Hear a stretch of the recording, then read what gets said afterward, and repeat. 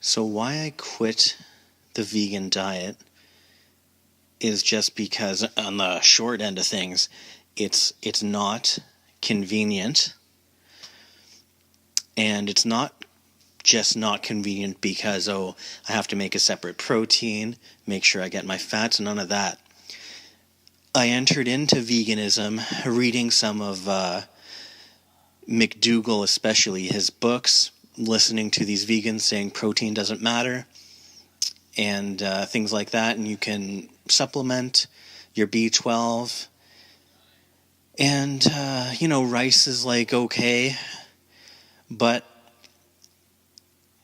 the thing is, I went in assuming this is gospel, and I guess that's why you need unique different perspectives, because no one kind of has a grasp on the truth. But rice just made me gain a ton of weight, and it's rice specifically. This supposedly can't get you weighing more, but yet I know of two people who have also said the same, that rice has made them gain weight, and people online, rice has made them gain weight.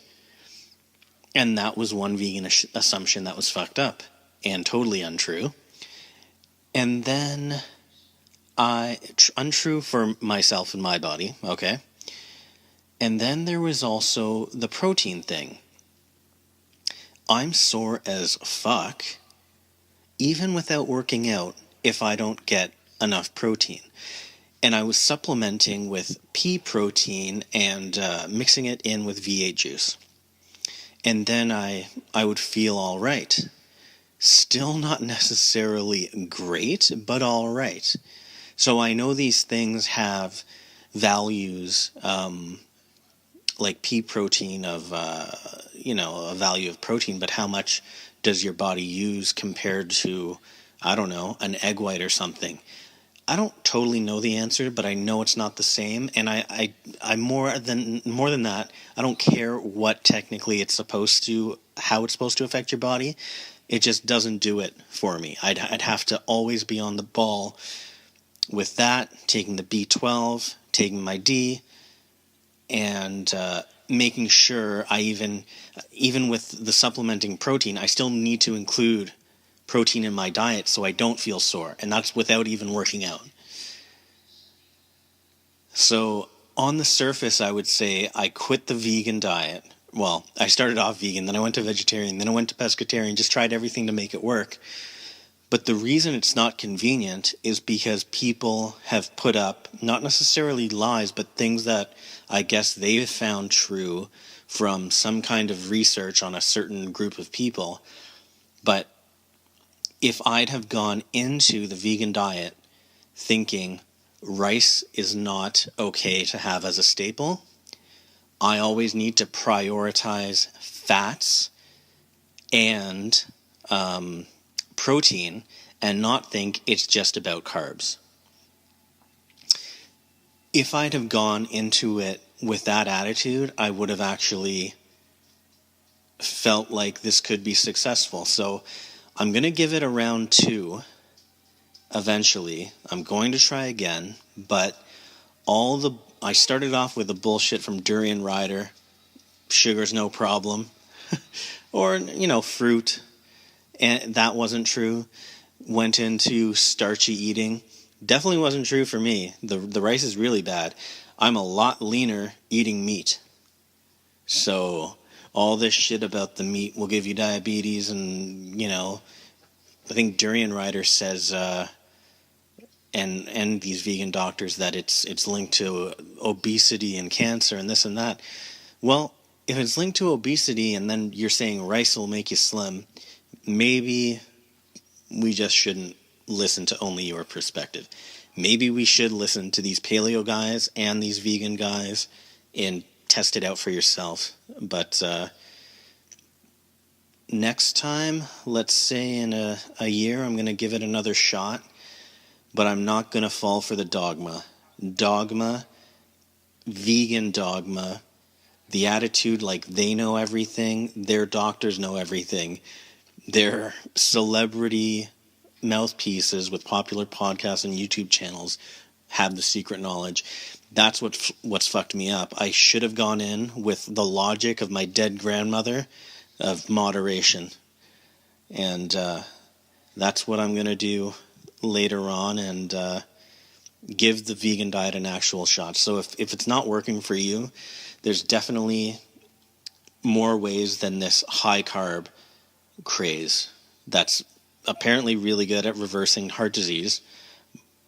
But it's not the only way, and it's not the only way that you can eat vegan while avoiding heart disease or reversing it. You can eat higher fat and reverse heart disease. You know, it's just a whole lot of nonsense. And this is kind of why meat eaters and people on the standard American diet say veganism is a cult. Probably just because they don't like it and they don't like the information. But from my perspective, veganism is a cult just because all these guys agree with each other. There should never be a group of people who completely agree with each other. There's too many people stating the same thing. Then it's almost like it's not true because they won't allow any criticism. If you look though, there are obscure vegans who actually look great on a high fat diet.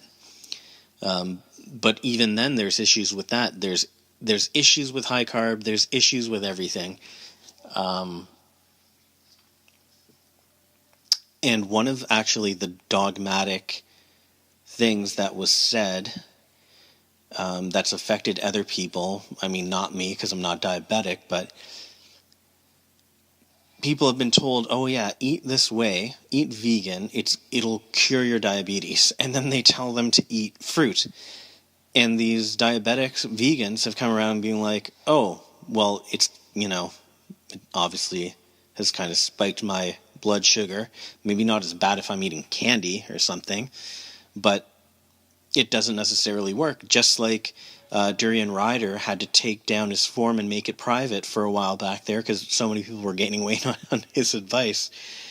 And if you look at people who've gained weight on his advice, or people who have lost weight and said they haven't followed his advice, on their YouTube channels, there's a ton of the same Durian Ryder fans who talk shit about them.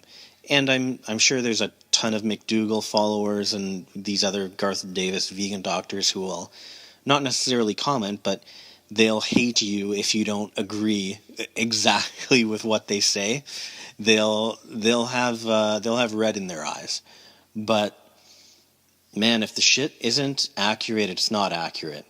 And the word needs to get out that this way doesn't even work for everybody. And it should be enough of a message to say go vegan, and here's the different ways you can do it, and here's advantages and disadvantages. You might want to eat this way if you have colitis. You might want to eat this way if you're diabetic.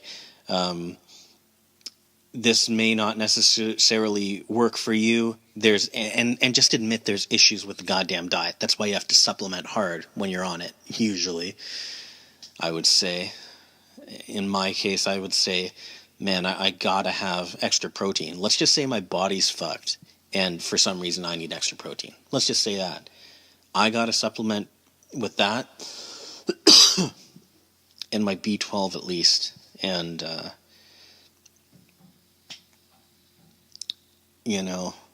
the vegan church may not agree, but I'm not talking about a study or a result from the World Health Organization. I'm telling you, I tried the shit. It just does not work the way they say it is. It needs to be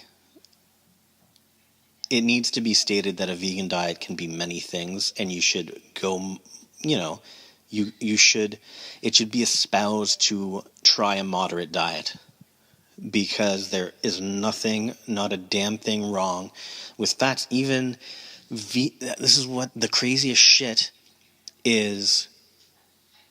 They're all espousing high carb because fat's bad, but there's so many issues when people have not been eating fat. A lot of vegans have had issues from not eating enough fat. number one, energy. There's also been, dry skin, issues people feel like they have with their joints. Diabetics who get the advice this will reverse your diabetes, not necessarily doing well on high carb. And I think it was Happy Healthy Vegan interviewing a guy who was high carb as a diabetic, and I don't think it reversed it, but he said, that you can do this. Man, I don't think you should be promoting one guy who it happened to work with, because I'm sure you could interview a keto guy who eats meat and he could say this diet's the best for diabetes. I don't know what all these celeb vegans are doing, giving out health advice. I understand if it's worked for you, and I understand you going online and saying, man, this works. But then to sit down and have an interview with someone who, you're talking to him in a manner like you're an expert, and you're doctor, you're like a TV show, The Doctors, interviewing this diabetic, and hey, I found this new knowledge. You're just as bad as those fucking idiots who are just trying to get ratings. You're just trying to kind of get everyone on board and agree with this cult, and that's why it's a cult. It's just everyone kind of has to agree not only with being vegan, but doing this thing that I don't think will necessarily work for everyone. And the vegans don't necessarily explain what's going on with these long-term vegans who actually convert. There was that Nikocado guy recently, and he made a horrible video where he was crying, and vegans, dissed him for that. I get it, but what was his message? He wasn't feeling good. He thought he knew it all because he'd read all these vegan doctors' books, and he was telling people that these vegan doctors knew the answers. Meanwhile, there's a lot of other doctors who wouldn't suggest doing that, right? And he thought, I have the answers. Meanwhile, he's on high carb, saying everyone should eat high carb, but at the same time felt like shit on high carb. And since then, other people have said, yeah, when I was doing this diet, I felt like shit, but I was still promoting it because they thought it was the best. And I guess dogma's a bad thing. And high carb actually may be the answer, and maybe they're right to constantly promote it and push through, but it's not working. So you should at least kind of discuss that.